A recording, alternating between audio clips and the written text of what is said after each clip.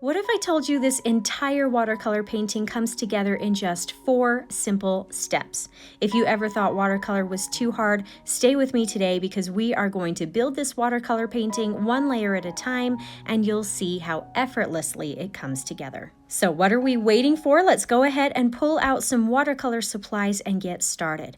First, I have some watercolor paints, a paper towel, some clean water, and of course some watercolor paper. Now I do have a simple outline sketch on my paper already. I've decided to pattern this after the flower called Queen Anne's lace, although my leaves aren't exactly correct, but it's still that same idea. You can draw this on your own if you'd like, or you can even just freehand this painting if it's easier.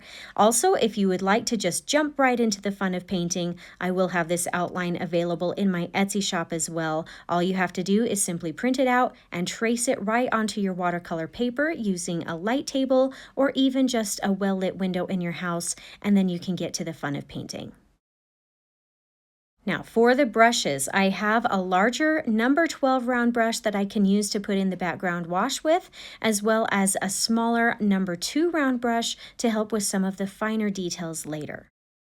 For another supply that we need today, let's pull out some masking fluid. Now, oftentimes when I do these paintings with masking fluid, we can just paint around the items instead of using masking fluid, but for this piece today, it is really critical that you have this supply to make it work. And along with the masking fluid, I have here an old brush that I can use to apply the masking fluid with, so I don't risk ruining one of my nicer, more expensive brushes. But to try to help clean out those bristles later, I have applied a little bit of liquid soap in the bristles, and that usually does the job. Now, a brush works just fine to apply all of the masking fluid, but I'm actually going to try another supply to help with this a little bit today. I've heard of people using like dip pens for the thin lines, so I'm going to experiment a little bit and give that a try today and see if it works or not. But don't worry, you can just use a thin brush if you don't have one of these. And lastly, we are going to be doing a bokeh effect on this piece today. So I have here a plastic circular template to use for that, along with a more coarse brush to help scrub at that paint a little bit. This is an optional step, but I do think it really adds something cool to the overall look of the piece if you want to give it a try. I'll just go ahead and tape my paper down with some artist tape to help a little bit with the warping. We're going to be putting a lot of water and paint on this one today, and you're going to want to make sure to tape this down really well, especially in the corners, so that the paint and water doesn't seep through the edges. And just as a side note, any of the supplies that you see me using today, including my Etsy outline, will be listed in the description of this video if you're interested at looking into anything further. Okay, let's just go ahead and jump right in. The first thing that we're going to do is apply the masking fluid. Maybe I'll start with the dip pen first to see if I can apply some of these thin lines in the centers of the flowers. Again, if you don't have this, go ahead and just use a nice thin brush instead. From what I can tell so far, this seems to be going okay, but we won't know how the final look is until we actually take all of this off later. We're just experimenting a little bit here and we'll see how it goes. Now, painting on this masking fluid is the first step to this piece, and it actually is a pretty major part. If you ask me, it's not hard to do, but it does take a little bit of time. So I'm going to skip ahead in this video footage just a little bit, but feel free to pause the tutorial if you need to.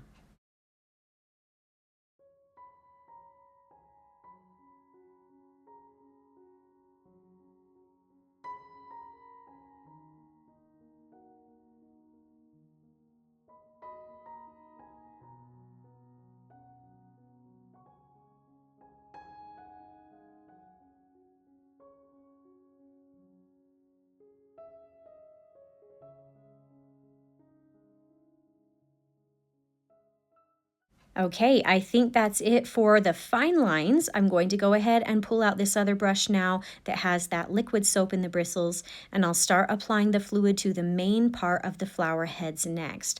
I'm just going to be applying this on in dots to fill in the space, and again, it's nothing too hard or complicated, but it does take a bit of time, so just sit back and enjoy the process.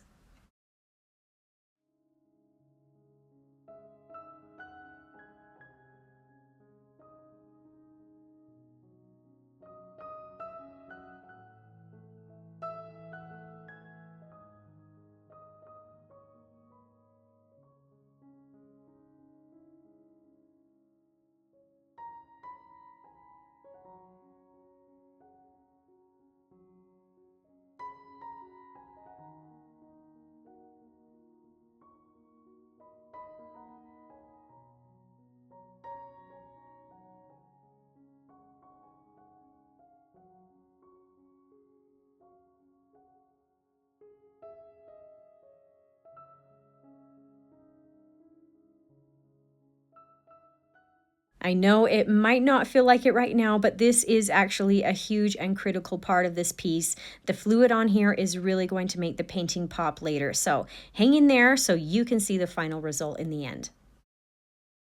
Okay, great job. I know that was a lot, but it really is a good portion of this piece done. Now that the flower heads are finished, let's go ahead and add in the stems and grasses next. You're really going to want to use a thin brush for these so that the lines don't turn out too thick.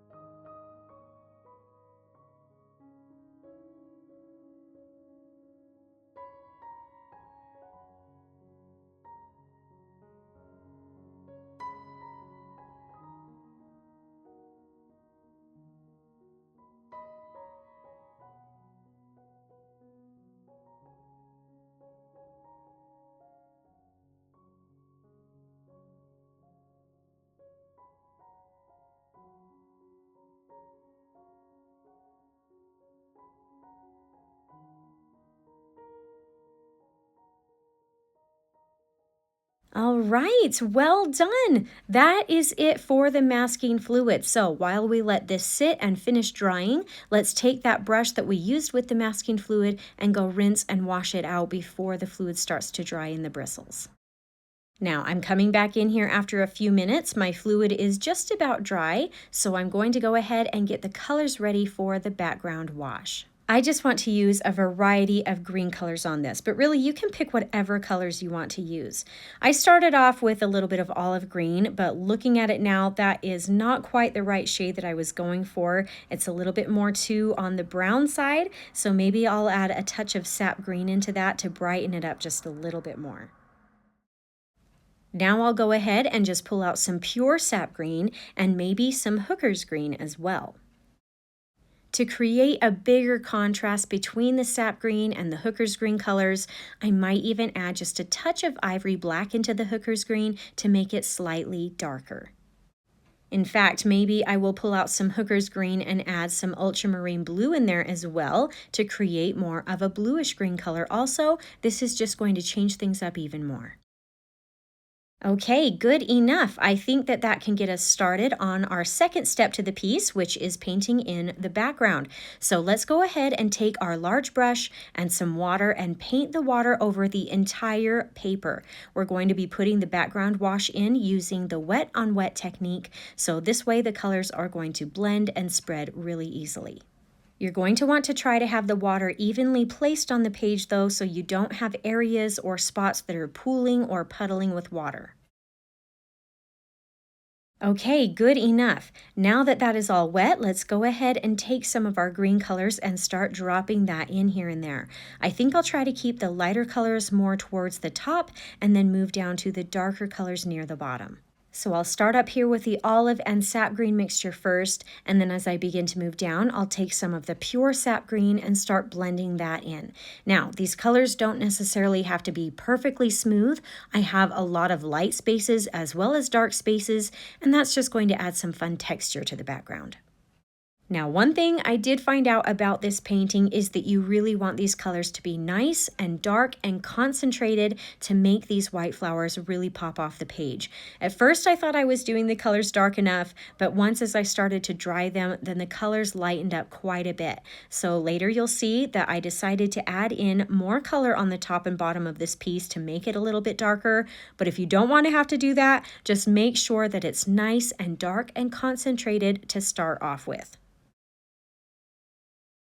All right, let's go ahead and take the darker hooker's green and maybe some of the hooker's green with ultramarine blue and start dropping that in next. I'll focus these colors mostly on the bottom of the page, but I may add a little bit to the top corners as well.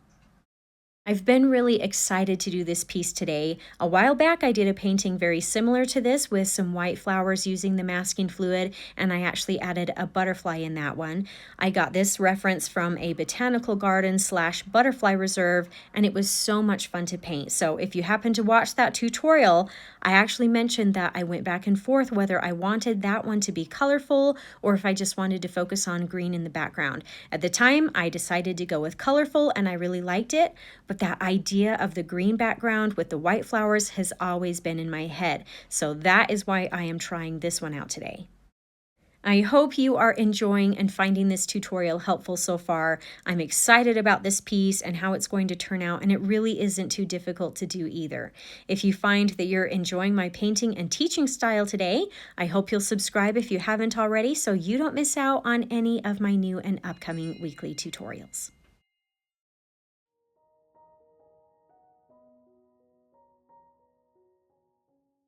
Okay, that looks like a good assortment of colors. It moves from light to dark.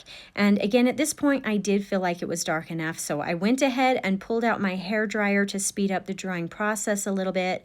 Now, I've had people tell me that it's not a good idea to use a hair dryer when you have masking fluid on your page because they've had trouble getting the fluid off. I personally haven't had that issue. I use Arches brand 100% cotton cold press paper, and my masking fluid is Winsor and Newton brand. Not sure if that's what makes the difference, but I've personally never had trouble with that. But if you're worried about it, then you can just let this sit and dry naturally instead.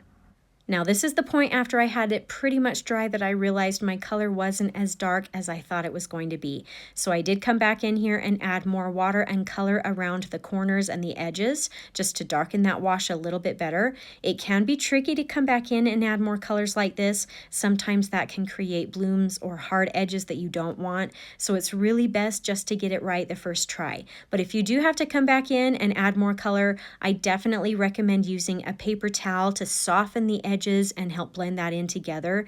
Once again, I did speed up the drying process using a hair dryer after I was done with that. All right, great job. Believe it or not, that is the majority of this painting done. All we have left to do is add in some fun details to the piece. So moving on to step number 3, the bokeh effect. Again, this is optional, but I do think that it adds a really fun element and dynamic to the piece. Plus, it can help cover up any imperfections that we might have within the background wash. So I'm going to go ahead and pull out my round circle template here and the smaller coarse bristle brush, which is actually an oil brush. I'll pick a spot on the page and the size of the circle that I like. I'll take a little bit of water and just scrub that around within the circle. Then I will lift the template off and use a paper towel to dab off any excess paint and water, and you'll see that we're left over with a nice, soft, lighter valued circle. I'm just going to go ahead and repeat this process throughout the background wherever I feel like they might look good. You can do as many or as few of these as you'd like, just whatever you want to do. And I think I will go ahead and use an assortment of sizes as well, just to change things up a little bit. One more thing I'll share with you is that, of course, the more you scrub, the more paint is going to come off. The less you scrub, the less amount of paint is going to come off. So use that to your advantage and create lighter or darker valued circles accordingly. Once again, this third step really isn't too hard. There's nothing complicated about it. It just takes a bit of time. So once again, sit back and just enjoy the process.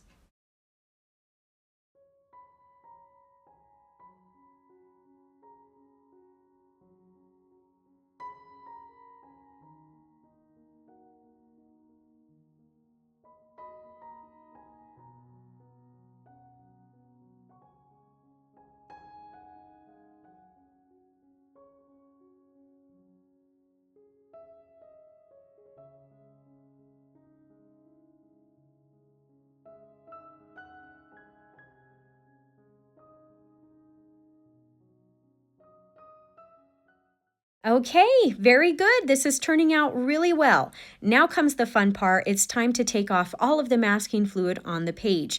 This is one of my favorite things to do. It's kind of like magic. I love seeing the reveal of what the masking fluid has created and what's been hiding underneath. Now you can just use a finger to rub this off. I'm actually going to use a good eraser to help rub it off, and then at the same time I can also erase any leftover pencil marks that I can still see, so it's kind of cleaning that up a little bit too.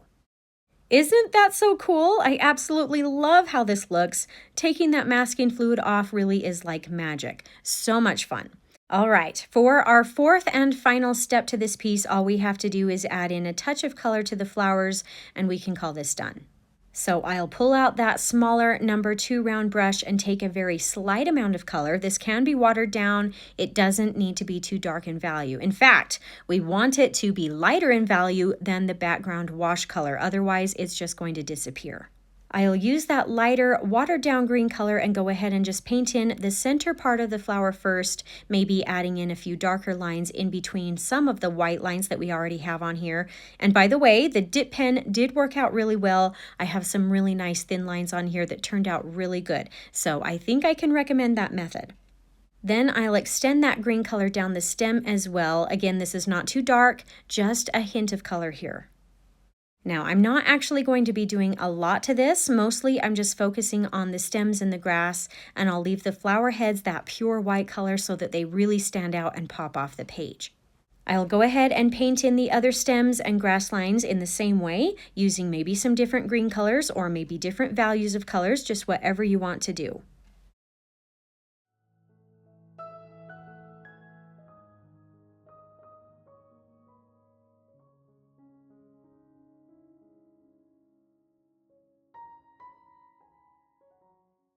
Okay, so this flower, I actually tried adding in a darker valued green right in the center of the flower, and I really like that. It really made that flower pop. So I think I'm actually going to come back into the first flower once again and add some darker color in there too. And I think I might do that with the other flowers as well. I think it is okay to have a little bit of darker color in here at the top of the flower and even at the top of the stem, and then I will fade that dark color out into the lighter values as we move more towards down the bottom of the page.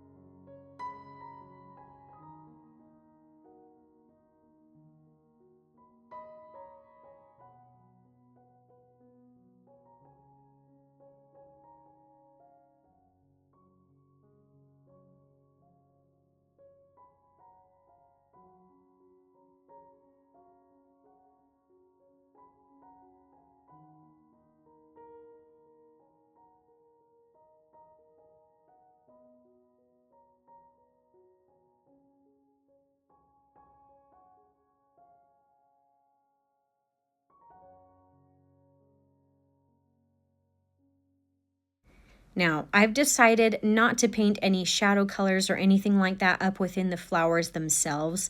The last painting I did with the butterfly, I did add some colors into the flowers, but this time I think I'm just going to leave them white. They look really pretty this way. It's simple and it does make them pop off the page. All right, and believe it or not, that is all there is to this piece. 4 simple steps to this painting and we can call it done. Looks like I did have a little bit of leaking under some of my tape edges, so that's kind of unfortunate, but it's okay. I can always put a mat or a frame around it and no one will even know. I really do like how this turned out. It's very simple, but it's also very striking as well. So I hope you had some fun today and maybe even learned something new. If you did enjoy this tutorial, I hope you'll consider subscribing to my channel so I can continue to help you discover your artistic side.